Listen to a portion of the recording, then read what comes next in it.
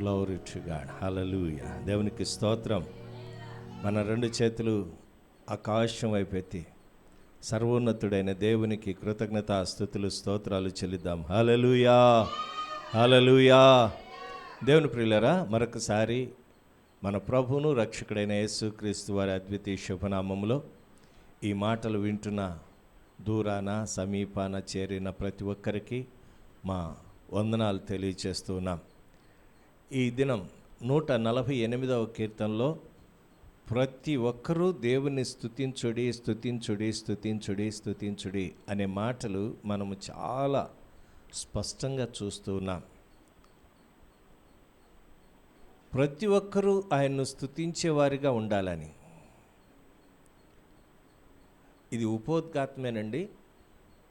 మరి వాక్యములోనికి వెళ్ళకముందు మిమ్మల్ని మరొకసారి ఆయన యొక్క ప్రసన్నత మీరు అనుభవించాలన్న ఒక ఉద్దేశంతో ఈ మాటలు నేను మీకు తెలియచేస్తున్నాను. 148వ కీర్తన 14వ వచనంలో చెప్పబడిన మాట, ఆయన చెంత చేరిన జనులకు ఇశ్రాయేలీయులకు ప్రఖ్యాతికరముగానున్నది యెహోవాను స్తుతించుడి. ఆ పైన మనం చదివితే, ఆయన తన ప్రజలకు ఒక శృంగమును హెచ్చించి ఉన్నాడు, అది ఆయన భక్తులందరికీ ఆయన చెంత చేరు జనులకు ఇశ్రాయేలీలకును ప్రఖ్యాతిగాను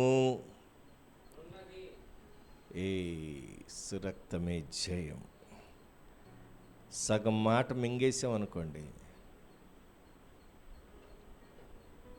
అక్కడ అర్థం మారిపోద్ది.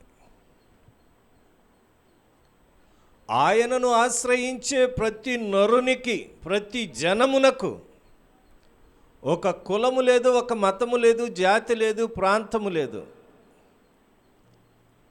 ఆయనను ప్రేమించే ప్రతి ఒక్కరికి ఆయన ఒక శృంగముగా ఉన్నాడంటండి. దేవునికి స్తోత్రం. యెహోవాను స్తుతించుడి, యెహోవాను స్తుతించుడి, యెహోవాను స్తుతించుడి అని ఆ మాటలు మనం జ్ఞాపకం చేసుకున్నప్పుడు ఆఖరికి వచ్చేసరికల్లా ఆయనను స్తుతించు వారికి, ఆయనను ఆశ్రయించు వారికి, ఆయన యొద్దకు చేరు వారికి, ఆయనను ప్రేమించు వారికి ఆయన ఒక శృంగముగా ఉంటాడంట. ప్రశస్తమైన విలువైన కానుక వంటిది ఆయన మనతో ఉండటం.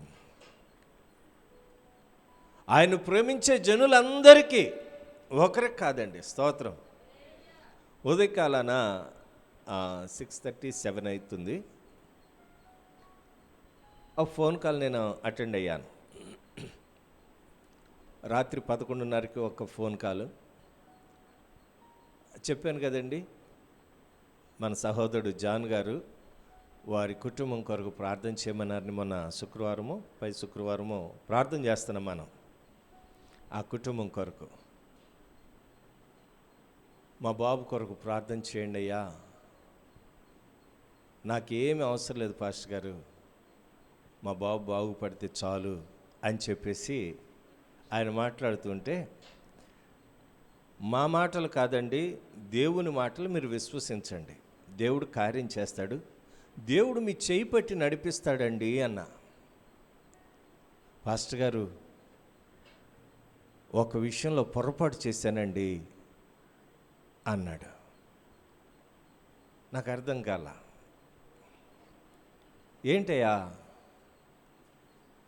అయ్యా, అపరాధం చేశాను. ఏంటి? ఏమి లేదండి, నా కొడుకు బాగుపడాలన్న ఒక ఉద్దేశంతో ఒక సాయిబు గారిని కలిశాను. వాళ్ళు నా దగ్గరకు వచ్చారు. ఇదిగో నీ కొడుక్కి చిల్లంగి చేశారు, చేతబడి చేశారు, 1,00,000 రూపాయలు ఇస్తే మేము దాన్ని తీసివేస్తాం. దేవునికి స్తోత్రం. ఇతను అన్నాడంట, పేదవాడు, అయ్యా తులం బంగారం ఇచ్చుకుంటా, నా దగ్గర అయితే ₹1,00,000 లేవు. కాదు కనీసం 21,000 నీ కొడుకుని బాగు చేస్తామన్నారంట.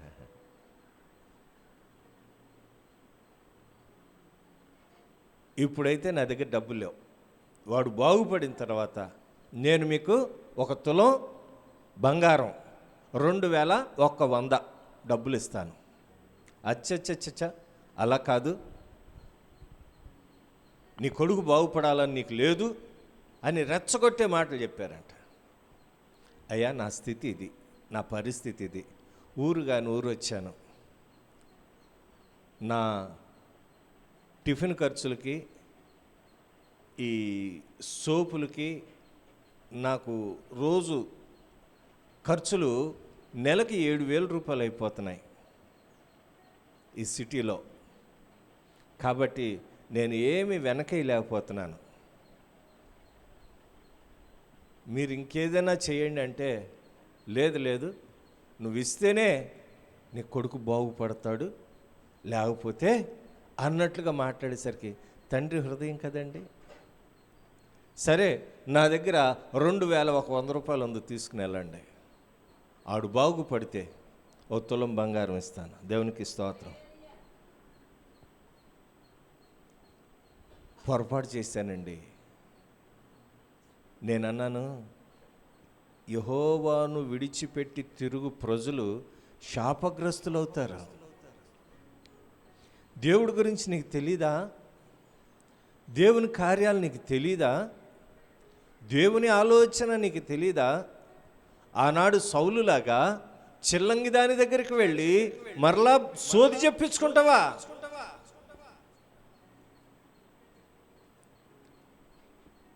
బ్రదర్, అలా ఉండకూడదు అంటే, అయ్యా అందుకు నేను పొరపాటు అయిపోయిందని చెప్తున్నాను. చిన్న ప్రార్థన చేయండి. ఎప్పుడు 11:30కి, స్తోత్రం, రాత్రి 11:30కి ప్రార్థన చేశా. దేవుడు నీ పక్షంగా ఉన్నాడు. యేసు దేవుడు ఎప్పుడైనా నీ దగ్గర డబ్బులు అడిగాడా? అంత ఇస్తేనే కార్యం చేస్తానన్నాడా? అన్యురాలైన సమరయ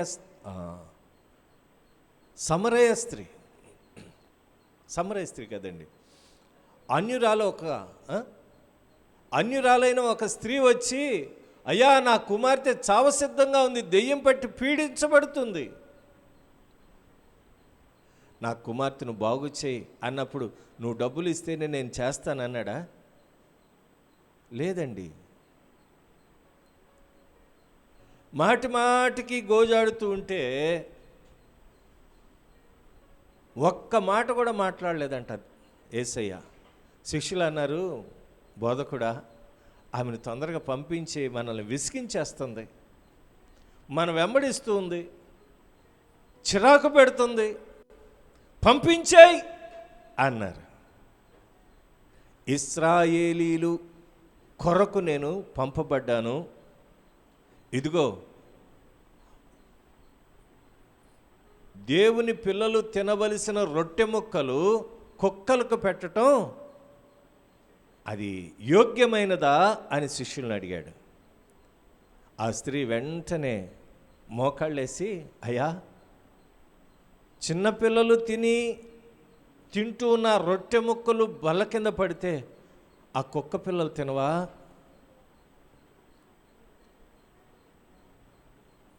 ఒక్కసారి ఆలోచించండి.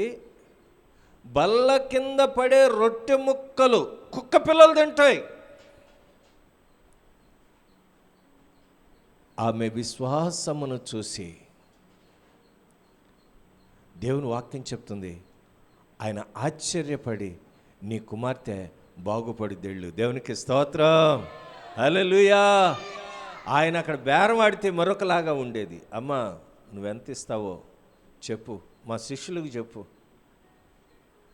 ఇగో అక్కడ అతను ఉన్నాడు కదా, ఇస్కరియోతు యోధా, వాడి దగ్గరే సంచి ఉంటుంది, డబ్బు సంచి. వాడికి ఇచ్చేసి రసీదు తీసుకుని, ఇదిగో పేతురుకి ఇవ్వు అన్నాడా? ఏమనలేదు. డబ్బు సంచిలో పడుతున్న ప్రతి రూపాయి కాజేస్తూ ఉండేవాడు ఇస్కరియోతు యోధ. అటువంటి వాడిని కూడా దేవుడు పెట్టుకున్నాడు. స్తోత్రం, హల్లెలూయా. అటువంటి వాడిని కూడా దేవుడు నమ్మాడు.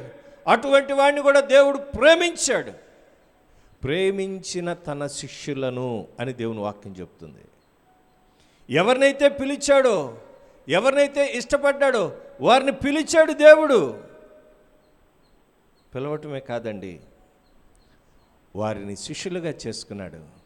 శిష్యులుగా చేసుకోవటం కాదు, వారిని స్నేహితులని పిలిచాడు. దేవునికి స్తోత్రం, హల్లెలూయా. ఎంత గొప్ప మాటలండి. ఈ రోజున తన చెంతకు చేరిన ప్రతి జనమునకును ఆయన ఏం చేస్తున్నాడండి? ఒక శృంగముగా దేవుని వాక్యం చెప్తుంది, ఆయన చెంత చేరిన జనులకు ఇశ్రాయేలీయులకు. ఈ రోజున నువ్వు ఏ స్థితిలో ఉన్నా, ఏ పరిస్థితిలో ఉన్నా, ఆయన నిన్ను ఆశీర్వదించడానికి ఇష్టపడుతున్నాడు. ఎప్పుడయ్యా అంటే ఆయన స్తుతించే అనుభవం నీ నోట ఉంటే. స్తుతించాలి, ఆయన ఆరాధించాలి, ఆయన నామాన్ని ఘనపరచాలి, ఆయన ఉన్నతమైన స్థితిని కొనియాడాలి. దేవుడు చేసిన ప్రతి మేలును ఆయన సన్నిధిలో జ్ఞాపకం చేసుకుని స్తుతించాలి. చాలామందికి ఆరాధన చేద్దాం అంటే కొంతమందికి ఇష్టం ఉండటంలే. ఈ మాటలు మీ హృదయాల్లోనికి వెళ్ళనివ్వండి.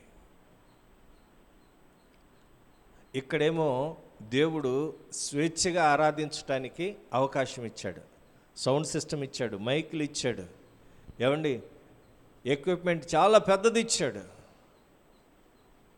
1,00,000 మందికి సరిపోయే సౌండ్ సిస్టమ్. పెద్ద పెద్ద మీటింగుల్లో కూడా ఈ వాడచ్చు. అటువంటి సౌండ్ సిస్టమ్ ఇచ్చిన ఆరాధన చేయటానికి ప్రజలకు మనసు ఉండట్లేదు. అక్కడ ఏమీ లేవు. ఎక్కడ? ఎస్బీ కాలనీలో ఒక చిన్న మైకు, అది బుడ్డ మైకు పెడితే ఆటంకాలు. ఎవర్రా అంత సౌండ్ పెడుతున్నారు? ఇళ్ళు అనుకుంటున్నారా ఏంటి? వ్యాపార స్థలం అనుకుంటున్నారా అంటున్నారు పక్కన వాళ్ళు. ఏం కాలనీ అనుకుంటున్నారు ఇది? మిమ్మల్ని తీసుకురావటం మాకు తలనొప్పి అయిపోయింది. ఏమండి, ఏంటి ప్రజల యొక్క మనస్తత్వం? ఇక్కడేమో స్వేచ్ఛగా ఆరాధించడానికి అవకాశం ఉంది, ఆరాధన చేయట్లేదు. అక్కడ స్వేచ్ఛగా ఆరాధించడానికి అవకాశం లేదు, కానీ ప్రజలు దేవుని స్తుతించడానికి సిద్ధంగా ఉన్నారు. దేవునికి స్తోత్రం. దేవుని ఆత్మ వచ్చినప్పుడు అమ్మో కేకలు వేస్తున్నారు. దేవుని పరిశుద్ధాత్మ వారి మీదకి దిగినప్పుడు అన్య భాషలు మాట్లాడుతూ ఉంటే భయపడిపోతున్నారు. అమ్మో ఆరాధన కొనసాగిస్తే ఎంత ప్రాబ్లం అయిపోద్దో. పక్కింటి వాళ్ళు చూస్తున్నారు, వాళ్ళు ఏమంటున్నారు, వాళ్ళు ఈసడించుకుంటున్నారు. మా ఇంటికల్లా ఓనర్ కూడా చెప్పేశారంట. ఏమండి కొన్ని విషయాలు ఆయన అన్నాడు, ఇతరులకు అభ్యంతరం లేకుండా మీరు ప్రార్థన చేసుకోండి ఫాస్ట్ గారు, పర్వాలేదు. మాట్లాడటానికి సౌండ్ సిస్టమ్ కూడా పెట్టుకోకుండా 10 మందికో 50 మందికో వినబడకుండా సౌండ్ సిస్టమ్ లేకుండా ఆరాధన చేస్తూ ఉన్న వాళ్ళకి అభ్యంతరంగా ఉంది. దేనికంటే ఆ ప్రజలు అంత గట్టిగా దేవుని స్తుతిస్తున్నారు. దేవునికి స్తోత్రం, హల్లెలూయా. ఈ ప్రాంతం కంటే నేను ఈ మాట చెప్పాలని ఇష్టపడుతున్నాను. అక్కడ వాక్యము చాలా స్పీడ్గా వెళుతుంది, ఇక్కడ బ్రేక్లు అయిపోతున్నాయి. మీరు గమనించారో లేదో ఏమండి, ఇక్కడ ఎత్తుక్కోవటం అయిపోతుంది. ఎంత రాసి పెట్టుకున్నా ఒకదానికి కనెక్షన్ ఉండట్లేదు. ప్రార్థన చేస్తున్నాం, అక్కడ మాత్రం ఒక వచనం చెప్పి ఆ వచనం మీద అనర్గళంగా దేవుని ఆత్మ అక్కడ నడిపించబడుతుంది. దేవునికి స్తోత్రం.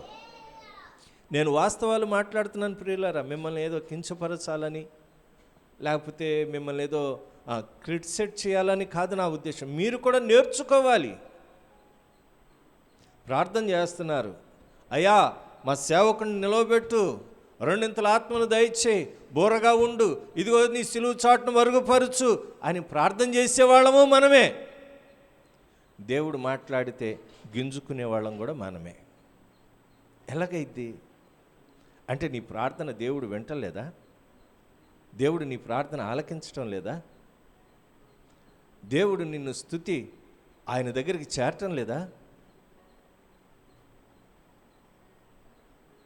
చాలాసార్లు ఇటువంటి మనస్తత్వం కలిగిన వారితోనే బ్రేకులు పడిపోతాయి. ఏమో ఏ మాట మాట్లాడితే, దేవుడు మాట్లాడాడు అనుకోండి, ఎవరున్నా పర్వాలేదు, దేవునికి స్తోత్రం. దేవుడు అందరినీ నరికి అవతల పడేస్తాడు. వేస్ట్ వేస్ట్ వేస్ట్ అంతా నరికేస్తాడు, తీసి అవతల బారేస్తాడు, సరిచేస్తాడు, మంచి షేప్ ఇస్తాడు, ఆయన రూపంలోనికి మనల్ని చెక్కుతాడు. దేవునికి స్తోత్రం, హల్లెలూయా. చాలాసార్లు మన ఆత్మీయ జీవితాలు ఎలా ఉంటున్నాయి అంటే ఆయనను స్తుతించలేని స్థితిలో ఉంటున్నాయి. కాబట్టి ఆయన వాక్యమును మన హృదయంలో చేర్చుకోవటం లేదు. కాబట్టి రకరకాలైన తలంపులు, రకరకాలైన మనస్తత్వాలు, రకరకాలైన ఆలోచనలు, స్వ అనుభవంలో ఈ ఆలోచనలన్నీ కూడా దేవునికి వ్యతిరేకమైనవని గుర్తించలేని అపోహలోకి వెళ్ళిపోతున్నాం మనం. ఈ రోజున దేవుని ఆత్మతో నింపబడాలి సంఘము అనేది నా ఆశ. దేవునికి స్తోత్రం, హల్లెలూయా. ప్రతి ఒక్కరూ కూడా దేవుని ఆత్మతో నింపబడాలి. దేవుని ఉద్దేశాలు మీ జీవితాల్లో నెరవేరాలి. ఆయన మాటలు ఎంత అమూల్యమైనవో, ఎంత శ్రేష్టమైనవో దానిని వదిలిపెట్టేసి పనికి మాలినవన్నీ కూడా మన హృదయాల్లో ఉంచుకుంటున్నాం. అది చాలా చెడ్డదని దైవజనుడిగా నేను మీకు తెలియచేస్తున్నాను. ఈ రోజున ఏ ఉద్దేశంతో మనము సంఘముగా, సమాజముగా సమకూడుతున్నామో ఆ ఉద్దేశాలు దేవుని ఉద్దేశాలు, దేవుని ఆలోచనలు. మనం దేవుని పిల్లల ఒక్క మాట నన్ను మిమ్మల్ని అడగనివ్వండి, దేవుని సంఘానికి దేనికి వస్తున్నామండి మనం? చెప్పండి. అసలు మనం దేనికి సమకూడుతున్నాం? అక్కులమ్మ గారు, దేనికి వస్తున్నాం సంఘానికి? అసలు ఇక్కడ దేనికి వస్తున్నాం? ఇది దేవుని మందిరం అనుకుంటున్నాం కదా, దేనికి వస్తున్నాం చెప్పండి. మీరు దేనికి వస్తున్నారు చెప్పండి. ఎవరో గురించి కాదు, దేవుని వాక్యం ఆలకించడానికి. ఏమమ్మా మీరు దేనికి వస్తున్నారు? గట్టిగా దేవునిలో ఎక్కువగా ఉండటానికి. అమ్మా నూకరత్నం దీవించబడటానికి. అమ్మా దేవుని మహిమపరచడానికి. దాలియమ్మ గారు దేనికి వస్తున్నాం మనం దేవుని సన్నిధికి? దేవుని వాక్యం ఆలకించడానికి, ప్రేయర్ కొరకు, ప్రార్థన కొరకు, ఇంకా దేవుని స్తుతించడానికి, దేవుని కొరకు వస్తున్నాం.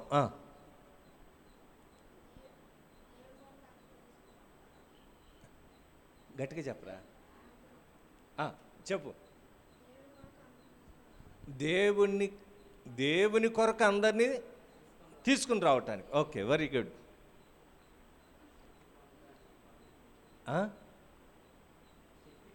శక్తి పొందుకొనటానికి, సహజీవనం చేయటానికి. గుడ్, నిజమే. అందరూ చెప్పింది ఒకటే, మంచిదే. ప్రార్థన చేసుకోవటానికి, బలం పొందటానికి, ఆత్మలో ఆనందించటానికి, దీవెన పొందటానికి.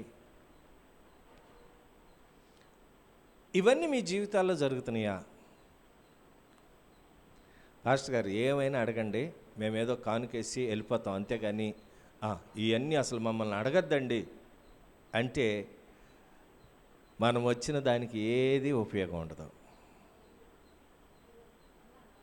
దేవుని వాక్యం ఏం చెప్తుందంటే, ఇదిగో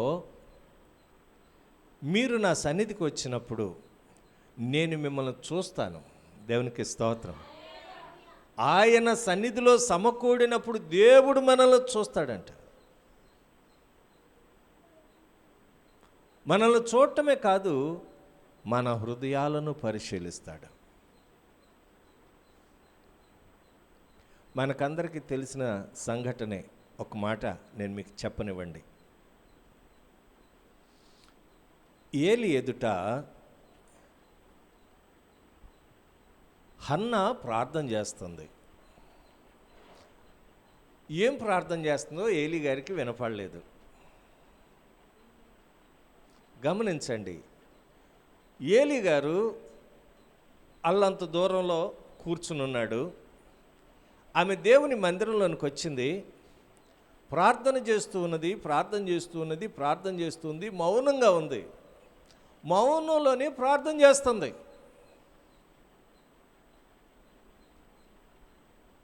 ఏలి గారు పొరపడ్డారు. పొద్దున్న తాగొచ్చావా దరిద్రపు దానా, తాగి దేవుని మందిరానికి వస్తావా అని కోపడ్డాడు. వెంటనే ఆమె తిరగబడలా. అయ్యా, నీ దాసురాలనైనా నన్ను కరుణించు, నీ దాసురాలనైన నేను నా మనోదుఃఖమును బట్టి. అబ్బా, చూడండి, మొదటి సమూయేలు గ్రంథం. నా ఏలినవాడా, నేను మనోదుఃఖము గలదాననై ఉన్నాను. నేను ద్రాక్షరసమునైనను మద్యమునైనను పానము చేయలేదు, కానీ నా ఆత్మను యెహోవా సన్నిధిని కుమ్మరించుకొనుచున్నాను. దేవునికి స్తోత్రం చెప్దాం. చప్పట్లు కొట్టి దేవునికి మహిమ చెల్లిద్దాం. హల్లెలూయా, హల్లెలూయా, హల్లెలూయా, హల్లెలూయా. ఆమె అంటుంది, అయ్యా నీ దాసురాలని, అయా ప్రవక్త, అయా బోధకుడా, అయా యాజకుడా, నేను మనోదుఃఖము గలదాననై ఏడుస్తున్నా, దుఃఖపడుతున్నా, నా మాటలు పైకి రావనివ్వట్లేదు. దేనికంటే నా దుఃఖము నన్ను ఆపు చేస్తుంది. ఏం చేయాలో తెలియని స్థితి, ఏం చేయాలో తెలియని పరిస్థితి.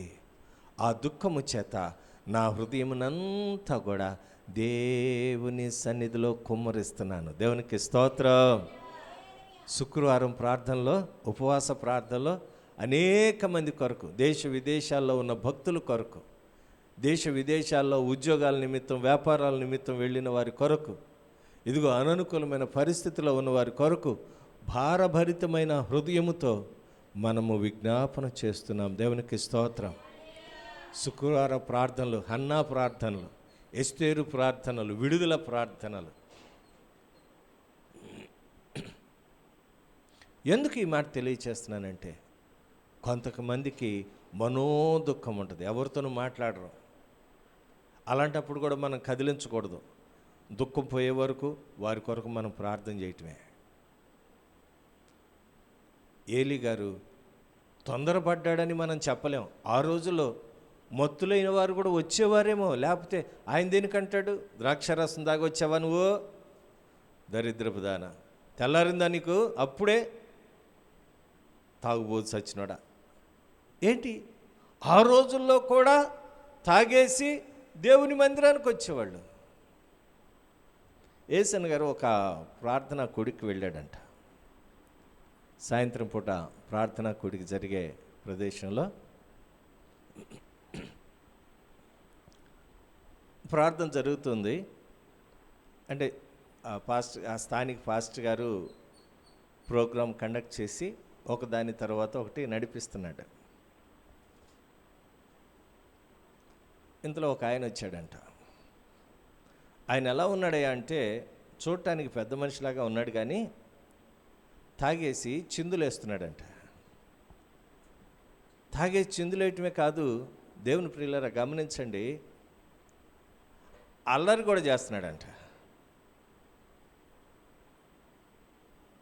ఆయన ఆ సంఘానికి పెద్ద, సంఘ పెద్ద. అక్కడున్న యవనస్తులు నలుగురు తీసుకుని వచ్చి అతన్ని మోసుకుని వెళ్ళిపోయారు, బయటికి తీసుకుని వెళ్ళిపోయారంట. ఏసన్ గారి ఇంకా లేచి వాక్యం చెప్తాడు, రే అల్లరి చేయకూడదు అని చెప్పి ఆ సంఘ పెద్దను, తాగుబోతైన సంఘ పెద్ద, స్తోత్రం, తాగుబోతైన సంఘ పెద్ద ఆయన చెప్తున్న మాట, ఆ యవనస్తులు నలుగురు మోసుకుని వెళ్ళి అల్లంత దూరాన్ని విడిచిపెట్టేశారంట. రాకుండా అక్కడిద్దరు ఇక్కడిద్దరు కాపలా ఉన్నారంట. సరే ఏసన్ గారు ప్రసంగానికి నిలబడి ప్రసంగం చేస్తూ ఉన్నాడంట. ఆయన ప్రసంగం చేస్తూ ఉంటే మధ్యలో ఓ పాట పాడతాడు, ఆయనకు అలవాటు. ఓ పాట అందుకున్నాడంట. పాట అందుకోగానే ఎక్కడి నుండో ఇందాక చిందులేసిన ఆయన పరుగునొచ్చాడంట. పరుగునొచ్చి ఇక్కడ కిటికీ ఉంటే, ఇక్కడ కాపల వాళ్ళు ఉన్నారు కదా యవనస్తులు, ఆ కిటికీ దగ్గరికి వచ్చి ఆ మాటలు వింటున్నాడంట. ఆ మాటలు వింటుంటే మ్యూజిక్ కొట్టేవాళ్ళు మ్యూజిక్ కొడుతున్నారంట. అక్కడ కంజరు ఉంటే ఆ కిటికీలో నుంచి కంజరు తీసుకుని ఇలా కొడుతున్నాడంట. ఏమండి అర్థమవుతుందా? తాగుబోతులు కూడా దేవుడు వాడుకుంటాడు, స్తోత్రం. వాళ్ళు కంగారు పడిపోయారు, ఒరే బాబు తాళం రాదు, రాగం రాదు, ఏంటి కంజరు కొడుతున్నావేంటి? ఆయన పాడైన గొప్ప దైవజనుడు, ఆటంకం కలిగిస్తాడేమోనని స్థానిక పాస్టర్ గారి కంగారు. ఏమండి ఆయనేమో స్థానిక పాస్టర్ గారేమో కంగారు పడిపోతున్నాడు. రే నలుగురు ఎక్కడున్నారా? ఈడిక్కడున్నాడు, ఎవరో తాగుబోతాడు, కంజరు కొడుతున్నాడు. ఏసన్న గారు అన్నారంట, రే నేను నీ దగ్గరకు వస్తాను, ప్రసంగం అయిన తర్వాత నీ కొరకు ప్రార్థన చేస్తాను, ఉండు. స్తోత్రం. ఎందుకు ఈ మాటలు చెప్తున్నానంటే కొంతమందికి తెలీదు, ఏలీ కూడా పొరపాటు పడ్డాడు. ఆమె దుఃఖము, ఆమె వేదన, ఆమెలో ఉన్న భారమంతా కూడా జీవము గల దేవుని సన్నిధిలో వంపుతూ ఉంది. దేవునికి స్తోత్రం. ఈ రోజున అటువంటి అనుభవాలు అనేక మంది కలిగి ఉండాలి. దేవుని సన్నిధిలో మన భారమంతా చెప్పుకోవాలి, ఆయన ఇచ్చే ఆశీర్వాదాలు తీసుకుని వెళ్ళాలి. దేవుని వాక్యం చెప్తుంది, ఆయన చెంతకు చేరిన జనులందరకు ఇశ్రాయేలీలు. మనం ఎవరు అండి? ఇశ్రాయేలీలం. దేవుని స్తుతించే, యేసు ప్రభువుని ఆరాధించే ప్రతి ఒక్కరు కూడా ఒక ఇశ్రాయేలీయుడు. దేవునికి స్తోత్రం. ఎంత గొప్ప అనుభవం అండి. అందుకనే యెహోవాను స్తుతించుడి, యెహోవాను స్తుతించుడి, యెహోవాను స్తుతించుడి. ఆకాశమా, పరమాకాశమా, వడగండ్లరారా, తుఫానులారా, యెహోవాను స్తుతించుడి. ఆయన మాట మాత్రం చెప్తే అద్భుతాలు జరుగుతాయి. ఈ రోజున మన ఆత్మీయ స్థితి ఎలా ఉన్నది? ఒక వ్యక్తిని మీకు పరిచయం చేయాలని ఇష్టపడుతున్నాను. మధ్యాహ్నం 3 గంటలకి పేతురు యోహానులు శృంగారమను దేవాలయమునకు ప్రార్థన చేసుకోవటానికి వెళ్తున్నారు. దేవునికి స్తోత్రం. దేవుని మందిరానికి దేనికి వెళ్తున్నారండి? ప్రార్థన చేసుకొనటానికి. దేవుని వాక్యం చెప్తుంది, చూడండి. అపోస్తుల కార్యం 3వ అధ్యాయము పగలు 3 గంటలకు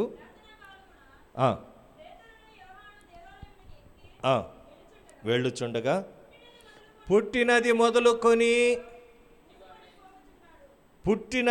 మొదలుకొని కుంటివాడైన ఒక మనుష్యుడు మోసుకొని పోబడుచుండెను.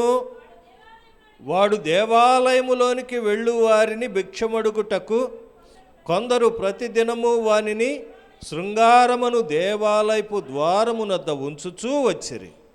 పేతురు యోహానులు దేవాలయంలో ప్రవేశింపబోవునప్పుడు వాడు చూచి భిక్షమడుగగా. ఇది చాలాసార్లు చాలా సందర్భాల్లో ఈ మాటలు మనం మాట్లాడుకున్నాం, విన్నాం. పరిశుద్ధాత్మదేవుడు మరొకసారి మనతో మాట్లాడటానికి ఇష్టపడుతున్నాడు. స్తోత్రం. మనం ఏంటంటే విన్న వాక్యమే కదా అని నిర్లక్ష్యం చేస్తాం. దేవుడు మరలా మనకు వినిపింప చేస్తున్నాడు అంటే అందులో నీవేదో మర్చిపోయావు, అందులో నీవు పాటించింది ఏదో ఉంది, కాబట్టి నీవు సరిచేసుకుని ఆ వాక్య ప్రకారం నీవు ప్రవర్తించాలి అని దేవుడు మరొకసారి మనకి నేర్పిస్తాడు, మనకి జ్ఞాపకం చేస్తాడు. చెప్పిందే కదా రెడ్ వచ్చే మొదలెట్టు అన్నట్లుగా, ఇదేంటండి ఎప్పుడు విన్నదే కదా, కొత్తదేమని ఉంటే చెప్పండి. మా దగ్గర కొత్త ఏమి ఉండవు. దేవుడు ఏది అభిషేకించి మాట్లాడితే ఆ వాక్యమే రిలీజ్ చేస్తాం. దేవునికి స్తోత్రం. అందుకనే పౌలు గారు అంటారు, అయ్యో జ్ఞానము గ్రీకు దేశస్థులు జ్ఞానాన్ని వెతుకుతున్నారు, యూదులు సూచక్రియలు అడుగుతున్నారు, మేమైతే సిలువ వేయబడిన క్రీస్తును ప్రకటిస్తున్నాం. దేవునికి స్తోత్రం. మేమైతే సిలువ వేయబడిన యేసును ప్రకటిస్తున్నాం. ఈ ప్రీచ్ యేసు క్రీస్తును మాత్రమే ప్రకటించాలి. చాలామంది, నేను ముగించడానికి ఇష్టపడుతున్నాను, సమయం పరిగెడుతుంది. దేవుని గురించి మాట్లాడరు,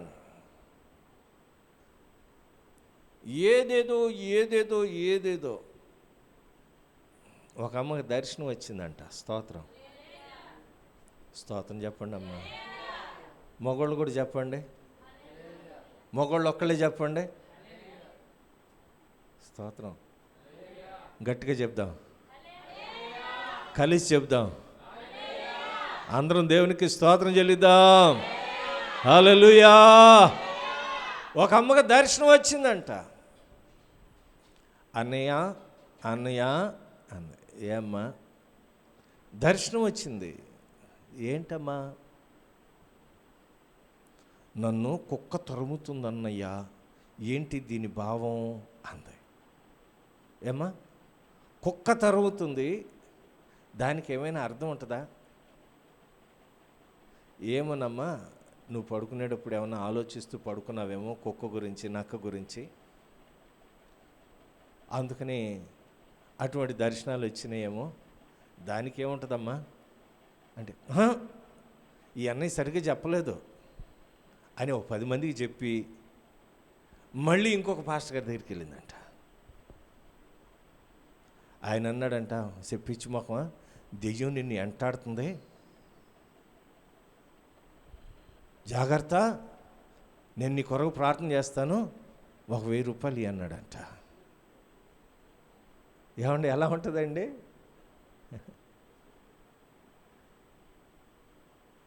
దేవుడు మాకిచ్చే దర్శనాలు, దేవుడు మాకిచ్చే కళలు దైవికమైనవిగా ఉంటాయి, కానీ సాతానుకు సంబంధించినవి మాకు రావు, ఉండవు. ఈ పాస్టర్ గారు నాకు వచ్చిన దర్శనం చెప్పలేకపోయాడు కాబట్టి, ఆ పాస్టర్ గారు చెప్పాడు కాబట్టి, ఆ పాస్టర్ గారు ఏమంటున్నారు ఇప్పుడు? ఆ పాస్టర్ గారు మంచి, నాకు దేవుడు చెప్పనే, నేను చెప్తే నేను శాపగ్రస్తుడిని అవుతాను. దేవుడు మాట్లాడమన్నది మాట్లాడకపోతే శాపగ్రస్తుడిని అవుతాను. దేవుడు చెప్పమన్నది చెప్పకపోతే నేను శాపగ్రస్తుడిని అవుతాను. ఆ భయం నా హృదయంలో ఉంది. కొన్నాళ్ళ తర్వాత, 1 నెల 2 నెలల తర్వాత మరలా వచ్చింది. కళ్ళు ఇంత లోపలికి వెళ్ళిపోయినాయి. ఏమండి, కళ్ళు లోపలికి వెళ్ళిపోయి పీకిపోయి, ఒక బుధవారం వచ్చింది పగలో. మంగళవారం బుధవారం ప్రార్థన అయిపోయింది. ప్రార్థన అయిపోయిన తర్వాత వచ్చి, అన్నయ్య నా కొరకు ప్రార్థన చేయవా అంది. ఏమ్మా, ఈ 4 రోజులు ఎక్కడ కనపడలేదు, ఊరు వెళ్ళావా, క్యాంప్ వెళ్ళావా, ఏంటి అసలు అంటే, ఏం చెప్పమంటావు అన్నయ్య, నేను ఆ రోజు నీకు దర్శనం చెప్పానా? అవును చెప్పావు, ఏంటో తెలియదని చెప్పానమ్మా. అదేంటి అని నేను చెప్పాను కదా, ఆ పాస్టర్ గారి దగ్గరికి వెళ్ళాను. ఆ పాస్టర్ గారు అన్నాడు, దెయ్యం నిన్ను వెంటాడుతుంది అన్నాడు. ఆ దెయ్యం వెంటాడుతుంది అన్న మాట ఎప్పుడైతే హృదయంలోకి వచ్చిందో అప్పటి నుంచి దిగులు పెట్టుకుంది. పాపం పాస్టర్ గారికి 1000 రూపాయలు ఇచ్చిందో లేదో మనకు తెలియదు. స్తోత్రం. ఆవిడే చెప్తుంది 1000 రూపాయలు అడిగాడని. కానీ దెయ్యం నన్ను వదలలేదని.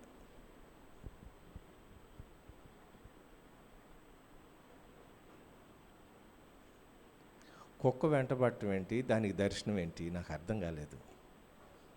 లే పిచ్చిదాన, లే ప్రార్థన చేయి, మోకాళ్ళించు.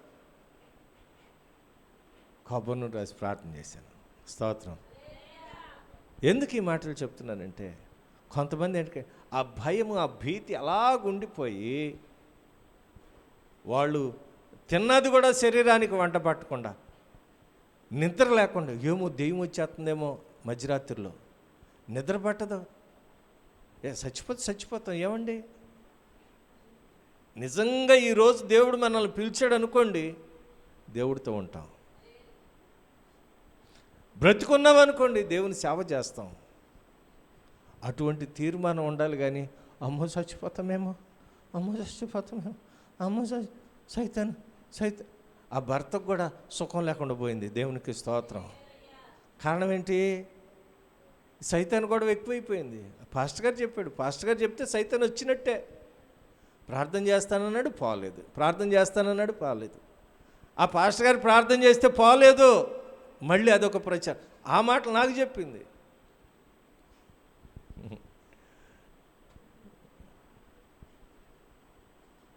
దేవుని వాక్యము మన హృదయంలో ఉంటే, దేవుని వాక్యం చెప్తుంది, ఒకడు కుంటివాడిని మోసుకొని వస్తూ ఉన్నారంట. ప్రతిరోజు శృంగారమును దేవాలయం యొద్ద కూర్చుండబెట్టి అడుక్కుంటున్నాడు.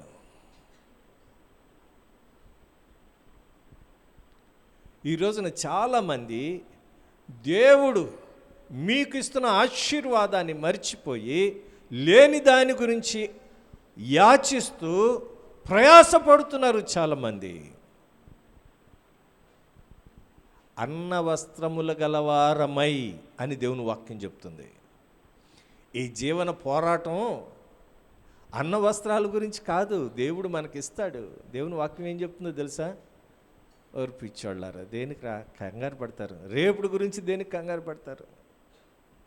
చూడండి, ఆ పశుపక్షాదులను చూడండి. అవి విత్తవు, కొయ్యవు, కొట్టలో కూర్చుకొనవు, వాటికి గరిసెలుండవు. వాటికంటే మీరు శ్రేష్ఠులు కదా.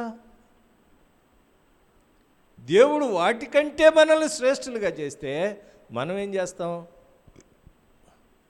ఏ రోజుకి ఆ రోజు తింటాయా, లేకపోతే నెల రోజులకు ఒకసారి స్టోరేజ్ ఏమైనా ఉంచుకుంటాయా పక్షులు?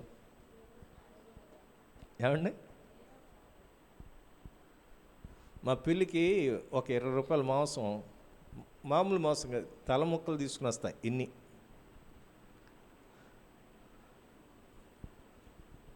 ఇంటికి వెళ్ళగానే ఆ పిల్లులు ఎలా ఉంటాయి తెలుసండి?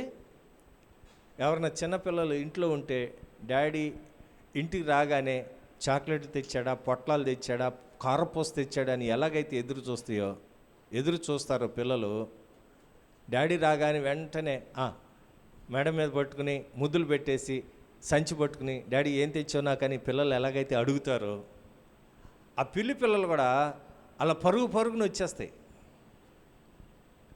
వచ్చేసి ఇక్కడ వరకు ఎగురుతాయండి, ఇక్కడ వరకు ఎగురుతాయి. నడుస్తుంటే కాళ్ళకు అడ్డం పడతాయి, మాకు ఏదో ఒకటి పెట్టండి అన్నట్టుగా. సరే, ఆ మాంసం తల ముక్కలో కొన్ని వేసామనుకోండి, కడుపు తినేసి కొన్ని మిగిల్చి వదిలిపెట్టేస్తాయి. అలాగని రేపు రాకుండా ఉండవు, అవి దాచుకోవు. రేపు మరలా నా యజమానుడు నాకు సమకూరుస్తాడన్న ఒక ధైర్యంతో నిశ్చంతగా ఉంటాయి. దేవునికి స్తోత్రం. నేను మీకు చెప్పాలనుకుంటున్న మాట, ప్రభువారు చెప్పారు, మనము పక్షుల కంటే శ్రేష్ఠులము. పశుపక్షాదుల కంటే మనల్ని శ్రేష్ఠులుగా ఉంచాడు దేవుడు. కానీ ఈ మనిషి నెల రోజులకు సరిపోను ఉన్నా కూడా 32వ రోజు గురించి ఆలోచించి ఇప్పుడు దేవుడిచ్చిన సంతోషాన్ని, దేవుడిచ్చిన ఆనందాన్ని దుర్వినియోగం చేస్తున్నాడు. ఏమైపోతామో ఏమైపోతామో ఏమైపోతామో. దేవుడు ఈరోజు వచ్చిన ఆనందాన్ని పాడు చేసుకుంటున్నాడు ఈ దిగులు. యేసు ప్రభు వారు కూడా పేతురుతో చెప్పాడు, పేతురు, సాతాను నిన్ను కోరుకుంది, మిమ్మల్ని కోరుకుంది. గోధుమలను జల్లించినట్లుగా జల్లెడలో వేసి మిమ్మల్ని జల్లించిద్ది. ఇదిగో నీవు స్థిరపడి, ఏమండి ఆ మాటలు, నీవు స్థిరపడి నీ సహోదరులు నువ్వు స్థిరపరచాలి. దేవునికి స్తోత్రం. అందుకు చెప్తున్నాను నేను. సాతాను వచ్చింది, భయపడిపో, దాక్కో, అక్కడుండు ఇక్కడుండు అని చెప్పలా. పేతురుతో అంటున్న మాట, పేతురు, అపవాది నిన్ను కోరుకుందయ్యా, నిన్ను జల్లించేసిద్ది. గోధుమలు ఎలాగైతే జల్లిస్తారో జల్లెళ్ళలో వేసి జల్లించేసిద్ది. విశ్వాసంలో పడిపోతావేమో, పడిపోకుండా నువ్వు స్థిరపడు. నీవు స్థిరపడిన తరువాత నీ సహోదరులను స్థిరపరచు. దేవునికి స్తోత్రం. అబ్బా, యేసు ప్రభు చెప్పాడు, అలాగే జరిగింది. యేసు ప్రభు వారు చనిపోయిన తర్వాత అనేక మందికి కనిపిస్తున్న సమయంలో అయినా సరే యేసు ప్రభు లేడు కదా, ఏం చేద్దాం, మరలా వ్యాపారానికి వెళ్ళిపోదాం పదండి అన్నాడు. చేపలు పడడానికి వెళ్ళిపోదాం రండి అన్నాడు. వాళ్ళతో పాటు నేను వస్తాను పదండి అన్నారు మిగతా శిష్యులు కూడా. విచిత్రం ఏంటి తెలుసా, అక్కడ కూడా యేసే కనపడ్డాడు. దేవునికి స్తోత్రం. 153 చేపలు పడ్డాయి వాళ్ళలో.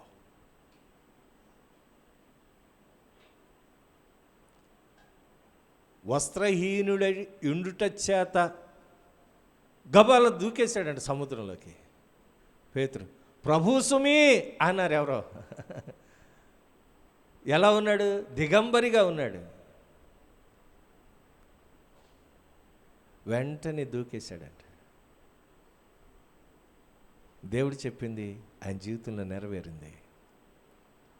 ఆ తరువాత ఈ 2వ అధ్యాయం, అపోస్తల కార్యం 2వ అధ్యాయంలో దేవుని పరిశుద్ధాత్మను పొందుకున్న తరువాత, దేవుని అభిషేకం పొందుకున్న తరువాత అతను స్థిరపడటమే కాదు, అనేకులను స్థిరపరిచి ఒక్క ప్రసంగానికి 3000 మంది దేవుని సంఘంలో చేర్చబడ్డారు. దేవునికి స్తోత్రం. హల్లెలూయా, హల్లెలూయా. నువ్వు స్థిరపడాలి మొదట. నీవే స్థిరంగా లేకపోతే చంచలమైన మనస్సు, స్థిరత్వం లేని మనస్సు, వేదనకరమైన మనస్సు, నువ్వెవరిని స్థిరపరుస్తావు? నీ ఆలోచన దేవుని మీద లేదేమో ఒకసారి చూసుకో. దేవాలయమునకు వెళ్ళినప్పుడు దేవుని వాక్యం చెప్తుంది, శృంగారమును దేవాలయమునకు ప్రార్థనకు ఎక్కి వెళుతున్నారు. ఎక్కే అనుభవం ఉండాలి. ఎప్పుడు పైన చూసే అనుభవం ఉండాలి. దేవుని ఆత్మతో దేవునితో సహవాసం చేసే అనుభవంలో నీవు ఉంటే దేవుడు నీ జీవితంలో గొప్ప కార్యాలు చేస్తాడు. ఈ కుంటివాడిని చూసి, భిక్షం అడుగుతున్న వాడిని చూసి, వాళ్ళు ఆ భిక్షం అడిగేవాడు ఏమంటున్నాడు తెలుసా, అయ్యా నాకేమని ఇవ్వండి. అడుక్కునే స్థితిలో. అలాగని మనం ఎవరిని కించపరచకూడదండి.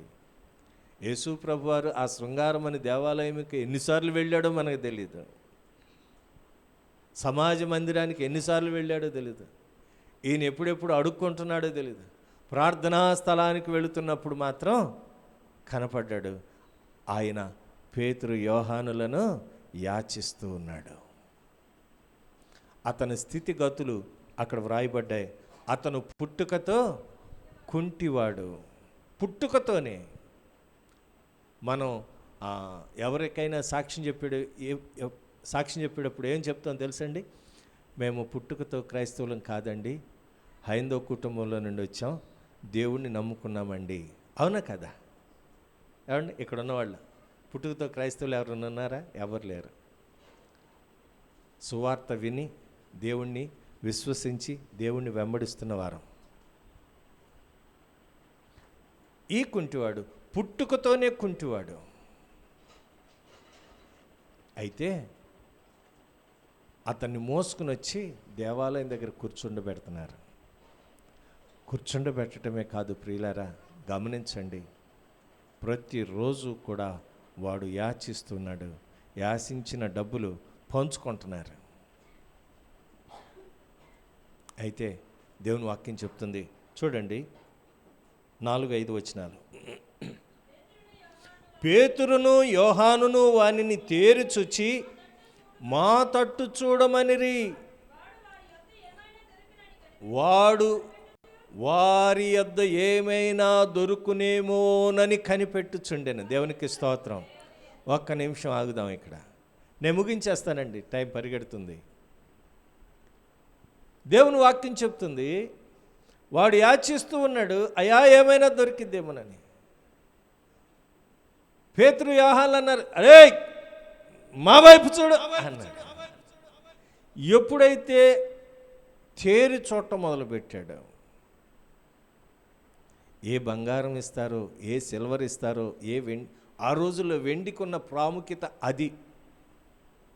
ఇప్పుడు బంగారానికి ప్లాటినం అంటే బంగారమేనండి, దానికంటే శ్రేష్టమైనది. ప్లాటినం అంటే చాలా శ్రేష్టమైనది. ఇప్పుడు ఈ రోజుల్లో, ఈ 2021 సంవత్సరంలో మన బంగారం ధర తగ్గిందని పేపర్లో వేశారు. 5,000 తగ్గిందంటే, నేను అనుకున్నాను 35,000 30,000 ఉంటుందేమో అనుకున్నా. 70,000 అంట. 70,000 అమ్మా, 65కి వచ్చింది.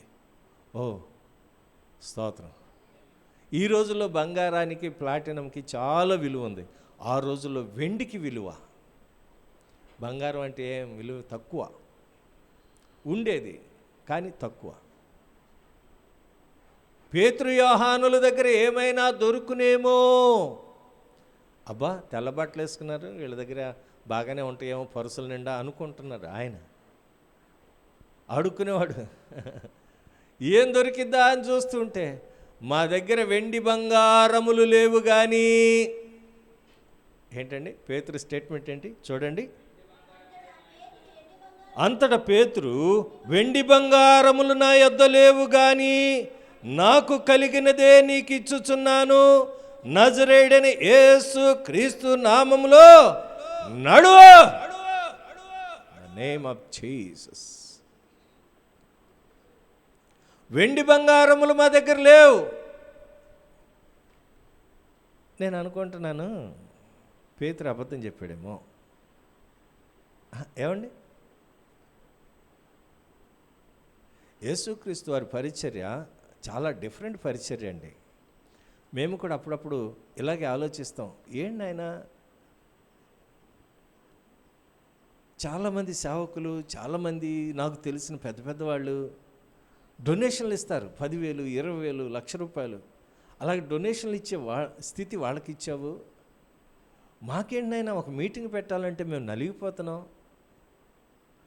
₹1,00,000 2 లక్షలు అసలు ఎంత అనేది మాకు. 200 మందికి భోజనాలు పెట్టాలంటే ఎంత అయితే ఒకసారి ఆలోచించండి. తలకిందులు అయిపోతున్నాం. అదే డబ్బులు ఉన్నాయనుకోండి, 200 ఇంటూ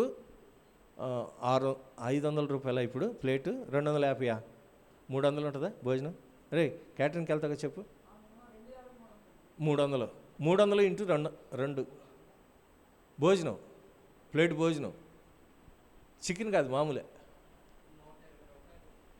120 రూపాయలు ఉండదు. నువ్వు ఎప్పుడో బీసీ కాలంలో ఉన్నావు.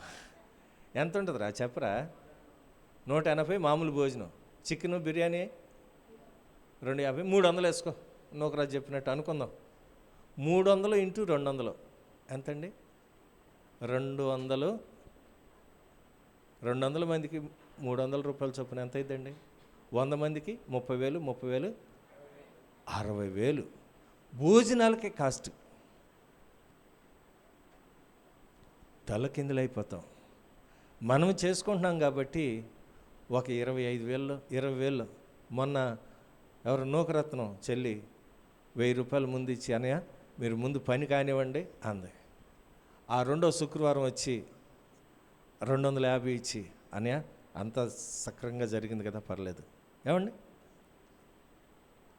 ఆ 25 కేజీలు బియ్యం 150 మంది తిన్నారు. స్తోత్రం. అవును కదండి, మన కళ్ళతో చూసి నేను చెప్తున్నాను.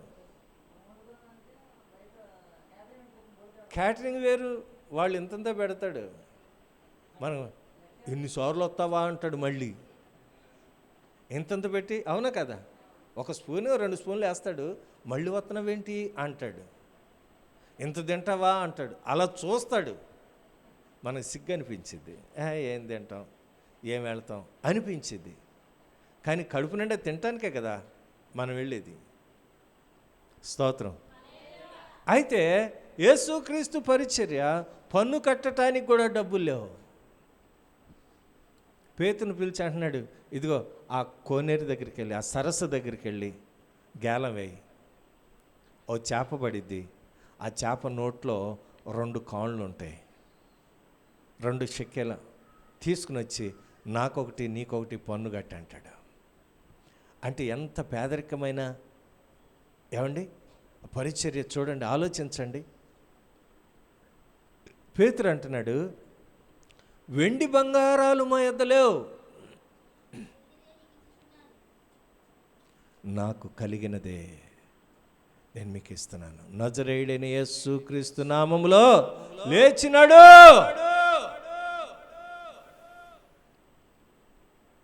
ఇంకొక మాట, ఎంత పేద పరిచర్య అంటే, చూడండి 4వ అధ్యాయము, స్తోత్రం,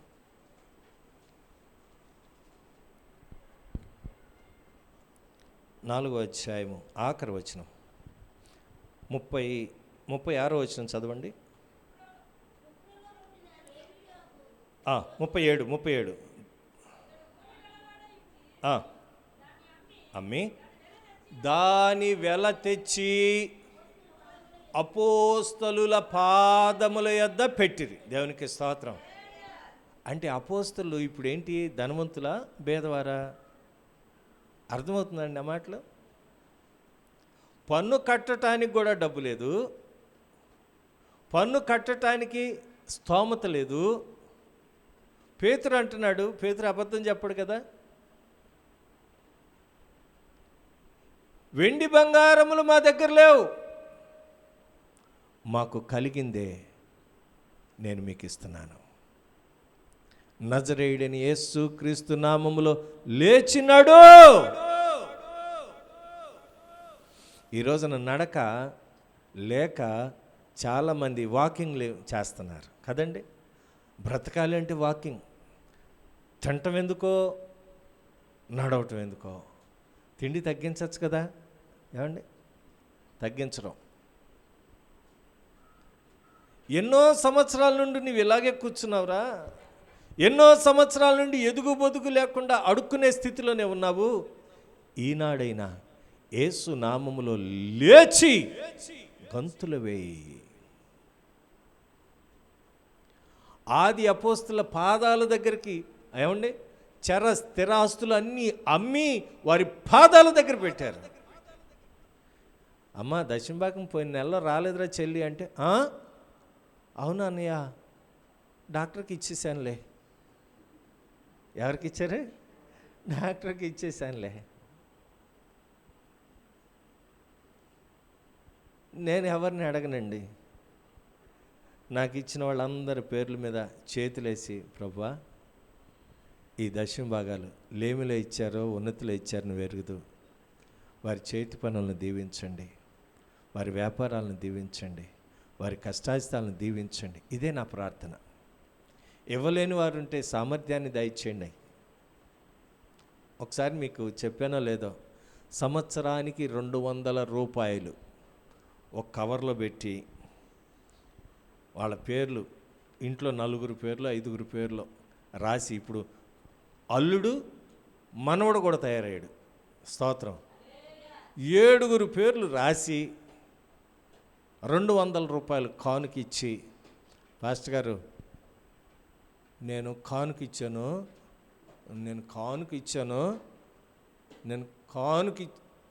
ఏమా మాకు ఇత్తనవా? నేనంటానా, అందులో వేసేయమ్మా, కానుక మీరు మా కొరకు ప్రార్థన చేయాలి. అలాగేనమ్మా, తప్పకుండా. హైదరాబాద్ నుండి ఈ మధ్య ఒక చెల్లి వచ్చారు. అంటే డిసెంబర్లోనో మేబీ జనవరిలోనో ఫిబ్రవరి కాదు, పోయిన సంవత్సరం నవంబర్ డిసెంబర్లో వచ్చారు. ప్రార్థన చేయించుకున్నారు, అంతా అయిపోయింది. మేమేదో మాకున్న ఆతిథ్యం మేము ఇచ్చాం. ఆ చెల్లి చెప్పిన మాట నాకు ఆశ్చర్యం. అనయ్య, మిని తల్లి ఉద్యోగం చేస్తుందంటే అది మీ ప్రార్థన, సంఘస్థుల ప్రార్థన. ఈ లాక్డౌన్లో కూడా దేవుడు కాపాడాడు. దాని మొదటి జీతం దేవునికి ఇవ్వాలని మిని తల్లి నిర్ణయించుకుంది, నేను కాదు. మిని తల్లి నిర్ణయించుకుంది. కాబట్టి ఆ కానుక ఇదిగో ఇందులో వేస్తున్నాను, ప్రార్థన చేయండి.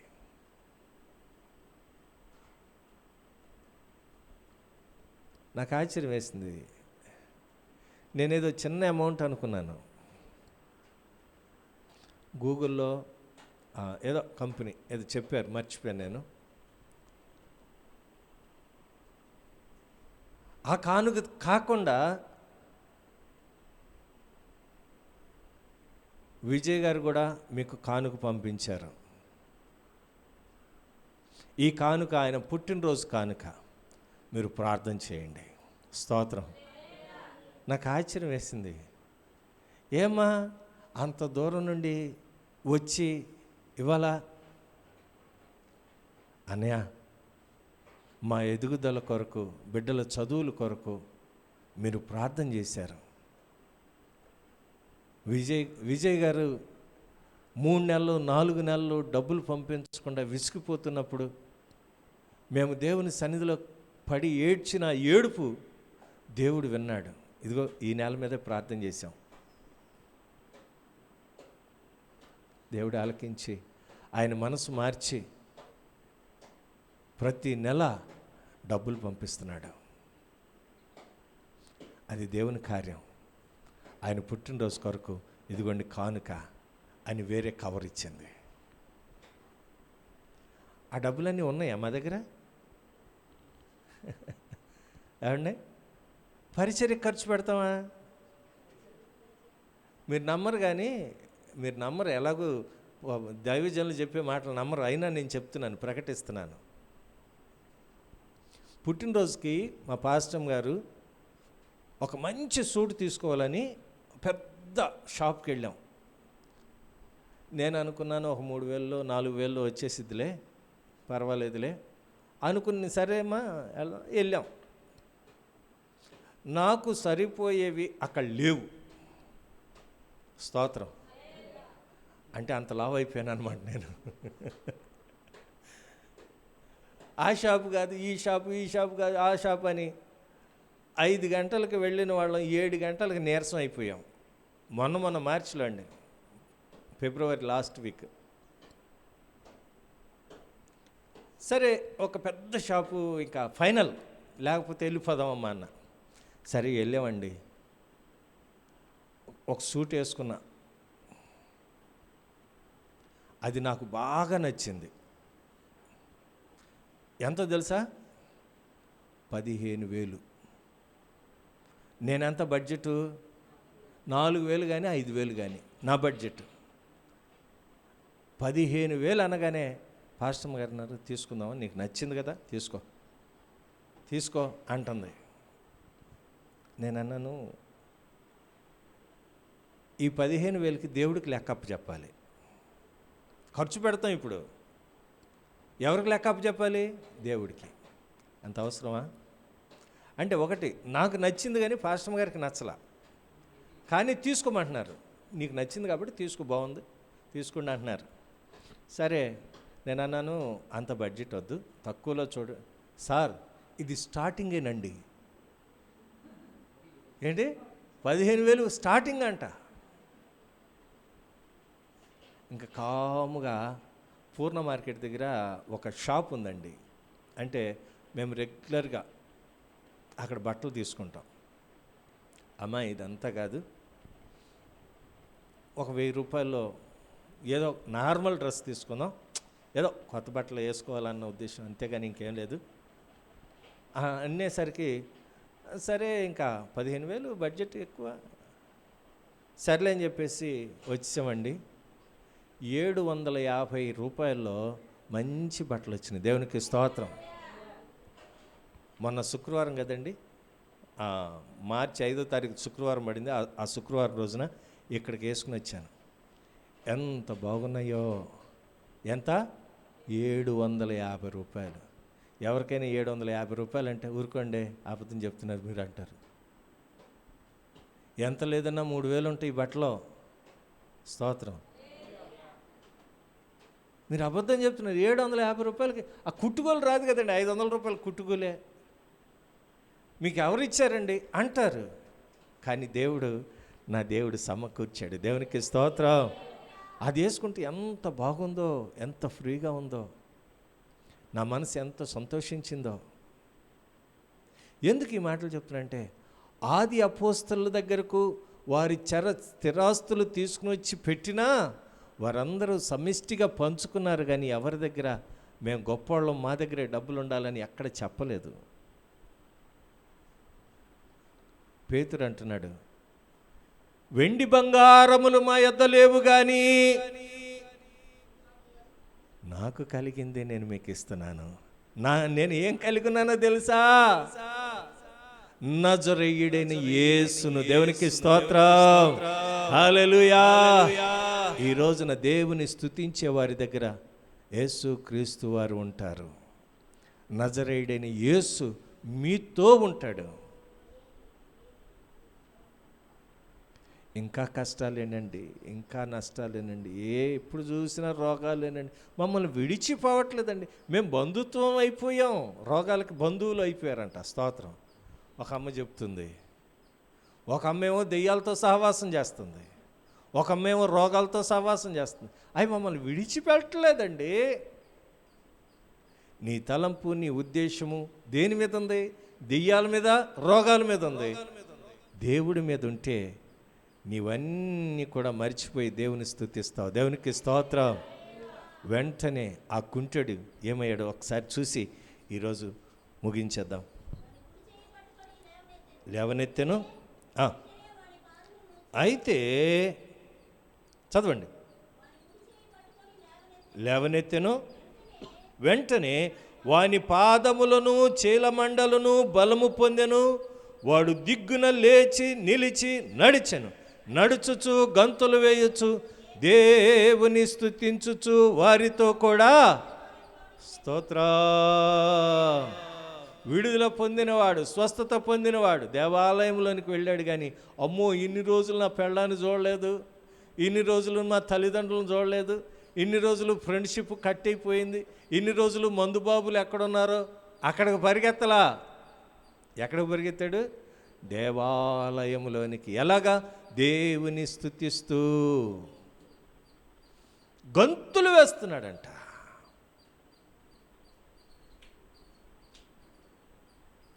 గంతులు వేసే అనుభవం. నేనెరుగుదును ఒక స్నేహితుని, అతడెంతో పరిశుద్ధుడు, ఆ పరిశుద్ధుడే నా జీవన రక్షణ కారణభూతుడు. నేనెరుగుదును ఒక స్నేహితుని, అతడెంతో పరిశుద్ధుడు, ఆ పరిశుద్ధుడే నా జీవన రక్షణ కారణభూతుడు. అతడే యేసుడు, అతడే యేసుడు, అతడే యేసుడు, అతడే యేసుడు. స్తోత్రం. హల్లెలూయా. నువ్వు చెప్పగలవా? నా యేసయ్య నన్ను విడిపించాడు, నా యేసయ్య నా కుటుంబంలో సంతోషాన్ని ఇచ్చాడు, నా యేసయ్య మా కుటుంబంలో ఆనందాన్ని కలుగజేశాడు, నా యేసయ్య సమస్తము నా కొరకు చేయగలడు అనే అనుభవం నీకుంటే ఈ రోజున దీవెనతో ఇక్కడి నుంచి నువ్వు బయటకు వెళ్తున్నావు. దేవునికి స్తోత్రం. ఈ మాటలు వింటున్న దేవుని ప్రియులారా, దూరాన సమీపాన ఈ మాటలు ఆలకిస్తూ ఇంకా మా బ్రతుకులు ఏమీ దీవెన లేదు అనే వేదన చెందుతున్నావేమో, హన్న వలె మూలుగుతున్నావేమో, ఇదిగో దేవుడు అంటున్నాడు, నేను నీ చేయి పట్టి నడిపిస్తాను. ఆయన చెంత చేరు జనులకు ఇశ్రాయేలీలకు ఆయన కేడెముగా ఉంటాడు. ఆయన నిన్ను ఆశీర్వదించడానికి ఇష్టపడుతున్నాడు. గంతులు వేస్తూ దేవాలయంలోనికి వెళ్ళిన అనుభవం. ఆ తర్వాత పేతురు యోహానులకు చాలా శ్రమలు వచ్చినాయి, అయినా వాటిని లెక్క చేయలా. ప్రభు కొరకు నిలబడ్డారు, ప్రభువును మహింపరిచారు. దేవుడు వారిని ఆ రీతిగా వాడుకున్నాడు. దేవునికి స్తోత్రం. కాబట్టి మన ఆత్మీయ జీవితాలు కూడా సమస్య వైపు కాదు కానీ మన దేవుని వైపు మన మనస్సు ఎత్తినప్పుడు, ఎన్నోసార్లు నేను చెప్తున్నాను, చాలాసార్లు నేను మాట్లాడుతున్నాను, దేవుని మాట మీ వద్దకు వస్తూ ఉన్నది. అయితే మన సమస్యను చూసి భయపడుతున్నాం కానీ మన దేవుడు ఎంత గొప్ప దేవుడో మనం ఆలోచించలేకపోతున్నాం. అందుకనే ఆ వేదంలోనే మునిగిపోతున్నాం. కాబట్టి ఈ దినం మరొకసారి సర్వశక్తి కలిగిన దేవుడు నిన్ను ఆదరించి, ధైర్యపరిచి, నెమ్మదినిచ్చి సమస్తమైన విషయాల్లో నడిపించును గాక. ఆమేన్. దేవుడి కొద్ది మాటలు మనందరి వెనుకల్లో దీవించును గాక. దయచేసి మనం లేచి నిలబడదాం. మరొకసారి ప్రకటనలు ఈ వారంలో 16, 17, 18, 19 తారీఖుల్లో జరిగే ప్రతి కార్యక్రమము రద్దు చేయబడుతుంది. గమనించండి. మంగళవారం స్త్రీల సమాజం ఉండదు, బుధవారం కాటేజ్ ప్రేయర్ ఉండదు, శుక్రవారం ఉపవాస ప్రార్థన పగలు ఇక్కడ ఉండదు. సాయంకాలం యథాప్రకారం ఎస్బీ కాలనీలో ప్రార్థనా కూడిక జరిగిద్ది. గమనించండి. తొందరపడి ఎక్కడున్నారు పాస్టర్ గారు, మేము ప్రార్థనకు వచ్చాం, మీరు ఎక్కడున్నారు అని మీరు కంగారు పడిన అవసరం లేదు. అందుకనే ముందుగా నేను మీకు తెలియచేస్తున్నాను. సోమవారం రేపటి దినం ఒక మ్యారేజ్ ఫంక్షన్లో మేము ఉంటాము. కాబట్టి ఈ విషయాల కొరకు మీరు ప్రార్థన చేయండి. ఈ వారమంతా దేవుని సన్నిధి మేము కొన్ని కాగితాలు అంటే కొన్ని పేపర్స్ న్యూఢిల్లీ పంపించాలి. ఈ పనులు ఎంత ఒత్తిడిగా ఉన్నామో అయినా సరే ఒక్కొక్కటిగా దేవుడు నడిపిస్తున్నాడు. అరే 16వ తారీఖున మ్యాగజైన్ పోస్ట్ చేయాలి, వాళ్ళేమో 16 సాయంత్రం ఇస్తామన్నారు. అదొక చాలా కంగారు పరిస్థితి. అయినా దేవుడే సమస్తం చేయగలడన్న ఉద్దేశంతో నిన్నటి దినాన ప్రింటింగ్కి వెళ్ళి పత్రికలు రేపు సోమవారం వస్తాయేమని అనుకుంటే ఆదివారం మాకు సెలవండి, మంగళవారం సాయంత్రం ఇస్తాం, అలాగైతేనే మీరు ప్రింటింగ్ చేయించుకోండి, లేదంటే ఎక్కడన్నా ఇచ్చే వాళ్ళకి ఇచ్చేయండి అన్నాడు. చాలా బాధ వేసింది ఆ మాట. మనం ఊరికనే చేయించుకోవట్లేదు, కాకపోతే కొద్దిగా తొందరపడుతున్నాం మన సమయాన్ని బట్టి.